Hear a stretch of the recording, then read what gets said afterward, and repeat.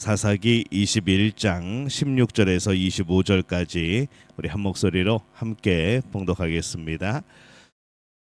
회중의 장로들이 이르되 베냐민의 여인이 다 멸절되었으니 이제 그 남은 자들에게 어떻게 하여야 아내를 얻게 할까 하고, 또 이르되 베냐민 중 도망하여 살아남은 자에게 마땅히 기업이 있어야 하리니 그리하면 이스라엘 중에 한 지파가 사라짐이 없으리라. 그러나 우리가 우리의 딸을 그들의 아내로 주지 못하리니 이는 이스라엘 자손이 맹세하여 이르기를 딸을 베냐민에게 아내로 주는 자는 저주를 받으리라 하였음이로다 하니라.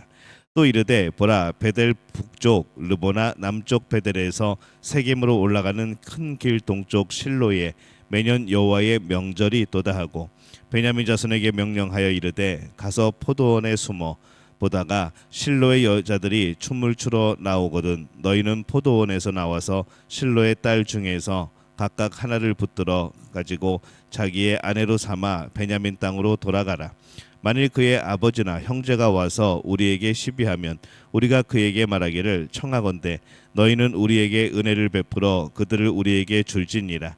이는 우리가 전쟁할 때에 각 사람을 위하여 그의 아내를 얻어주지 못하였고 너희가 자의로 그들에게 준 것이 아니니 너희에게 죄가 없을 것임이니라 하겠노라 하매, 베냐민 자손이 그같이 행하여 춤추는 여자들 중에서 자기들의 숫자대로 붙들어 아내로 삼아 자기 기업에 돌아가서 성읍들을 건축하고 거기에 거주하였더라. 그때에 이스라엘 자손이 그곳에서 각기 자기의 지파 자기의 가족에게로 돌아갔으니 곧 각기 그곳에서 나와서 자기의 기업으로 돌아갔더라.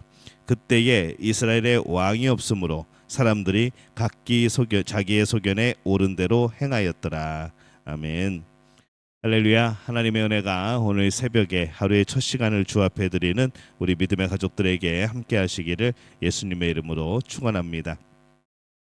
이 오늘 말씀은 이 베냐민 지파의 멸족을 예방하기 위하여서 여인을 구하게 되어지는 이제 그런 내용을 담고 있습니다. 이스라엘의 장로들이 베냐민 지파의 멸족 방지를 위해서 머리를 맞댑니다. 베냐민의 남은 사람에게 어떻게 하여야 아내를 얻게 할까 고민을 하죠. 이제 베냐민의 남은 남성이 600명인데 400명은 이 야베스 길라성에서 해결이 되었고, 그리고 이제 남은 200명에게 아내를 얻을 수 있도록 하기 위하여서 지금 해결책을 찾고 있는 겁니다.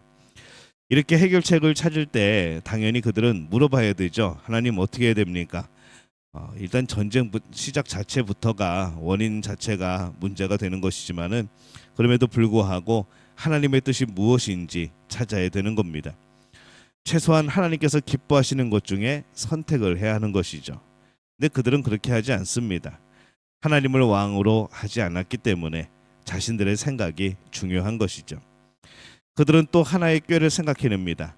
여인들을 납치해서 아내로 주자는 계획을 세웁니다. 계획을 실행을 하는 일에 많은 사람들이 모이는 또 여호와의 명절을 또 그날로 정합니다. 이 여호와의 명절이라고 하는 것은 오순절, 유월절, 장막절 중에만 하나일 겁니다. 그날은 하나님께 감사함으로 모이는 날이죠. 이 하나님께 집중해야 되는 날, 하나님 주신 은혜에 감사하고 기뻐하고 찬양하고 영광 돌리는 그런 날인데, 이 그런 날을 자신들의 문제를 해결하기 위한 꼼수로 그렇게 사용을 합니다. 이 하나님을 향한 이 경외함이 얼마나 없었는지 알 수 있는 그러한 모습들이죠. 하나님을 만나는 축제에 사람들의 그런 얄팍한 그런 술수가 있고, 또 그날이 이 가족들에게 딸을 잃어버린 가족들에게는 정말 슬픈 날이 되어버리는 겁니다. 하나님의 명절을 망치는 행위이죠. 모든 절기의 주인공 되시는 하나님을 무시하는 그런 행위가 되어집니다. 하나님의 명절을 인간의 날로 바꾼 것뿐만이 아니라 그날 이 베냐민 지파 사람들이 아내를 얻을 수 있도록 기회를 주는 날로 정했는데, 이 그 방식이 또 납치라는 것이죠. 사람을 납치하는 것은 참 큰 악입니다. 그날 200명이나 되는 여인들이 이 가족과 생이별을 하는 그런 날이 되는 것이죠. 아무것도 모르고 납치가 되어서 자신의 의사와 상관없이 결혼하게 되어지고, 그러니 그들이 얼마나 악한 일을 계획한 것인지 우리는 직접 경험하지 않아도 대충 그 어떤 상황이었거니 하는 그런 마음이 드는 겁니다. 이 베냐민 지파 사람들을 위하여서 여인들을 납치하도록 한 것은 일종의 그런 얄팍한 인간의 술수입니다.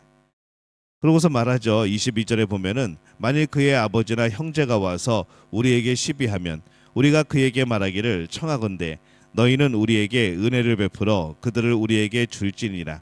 이는 우리가 전쟁할 때에 각 사람을 위하여 그의 아내를 얻어주지 못하였고 너희가 자의로 그들에게 준 것이 아니니 너희에게 죄가 없을 것임이니라 하겠노라 하매.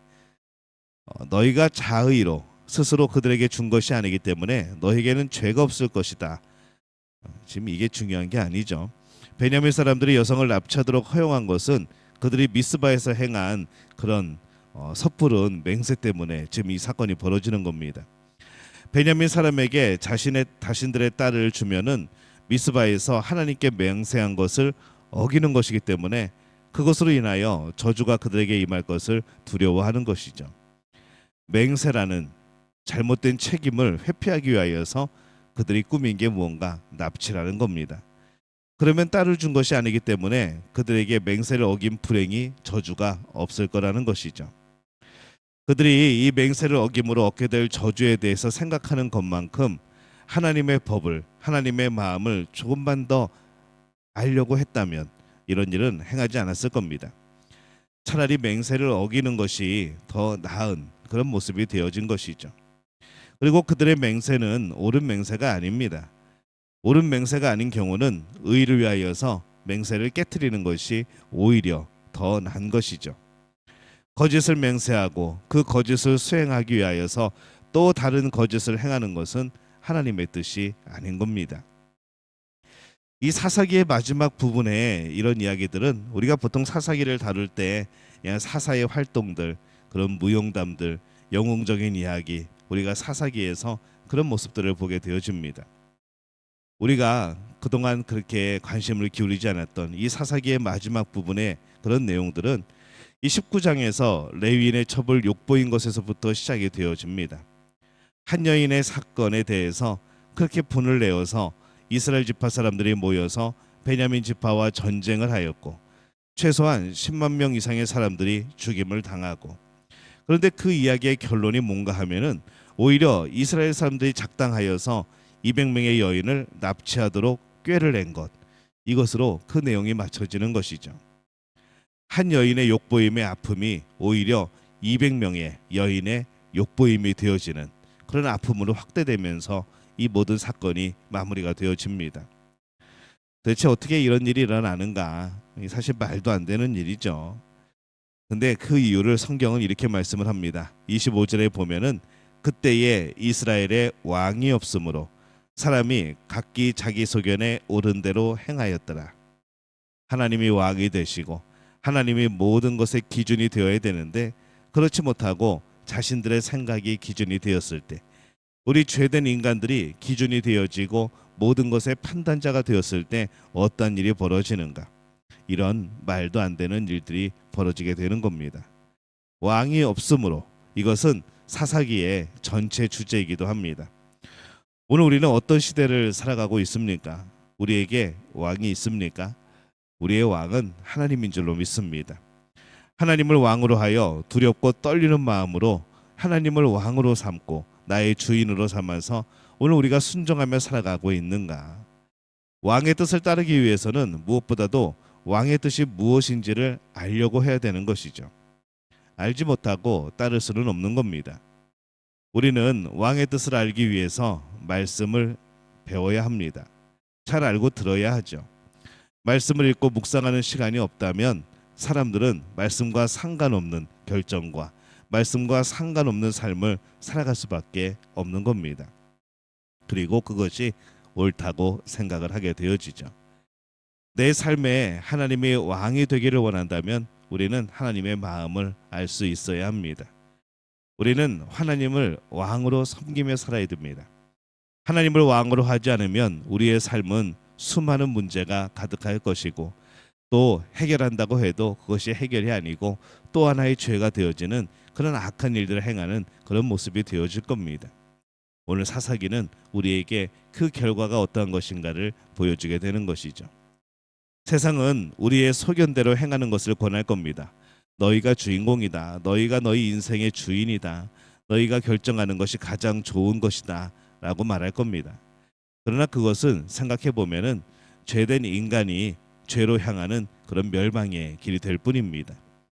오직 하나님의 뜻을 구하는 것, 하나님의 뜻만이 우리를 생명의 길로, 하나님 뜻만이 우리를 선한 길로 인도하실 줄로 믿습니다. 오늘 하나님을 왕으로 섬기고 나의 주인으로 섬겨서 하나님의 뜻 가운데 생명의 길을 걸어가는 복된 우리 믿음의 가족들이 되어지시기를 예수님의 이름으로 축원합니다.